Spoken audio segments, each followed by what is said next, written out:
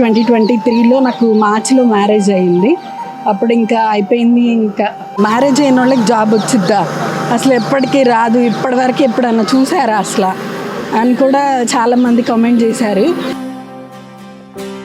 కానీ మా మమ్మీ నాకు చాలా సపోర్ట్ ఇచ్చింది. ఒకవేళ కనుక నువ్వు ఇప్పుడు సెటిల్ అయితే మ్యారేజ్ అయినాక కూడా సాధించవచ్చు అని, నువ్వు చాలామందికి ఇన్స్పిరేషన్ అవుతావు అని చెప్పింది.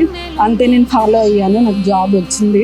ఆర్ఆర్బి పీఓ కూడా నేను సెలెక్ట్ అయ్యాను, ఆర్ఆర్బి ఓఏ కూడా వచ్చింది. శ్రీధర్ సార్ ఒక విషయం చెప్తారు, మీకు గుర్తుందో లేదో, మీరు ఎంప్లాయీస్ అయితే కనుక మీ లైఫ్ కాదు నెక్స్ట్ జనరేషన్ చేంజ్ అవుతుంది అని. మా అక్క వాళ్ళు ఎంప్లాయీస్ అయ్యారు, మా జనరేషన్ కొంచెం ఫినాన్షియల్ స్ట్రగుల్స్ తగ్గినాయి. ఇప్పుడు నాకు జాబ్ వచ్చింది, మా పిల్లలు వీళ్ళందరూ మంచిగా బతుకుతారు. ఇది కేవలం శ్రీధర్ సార్ వల్లే. మేమందరం మా ఫ్యామిలీ మొత్తం రుణపడి ఉంటాం.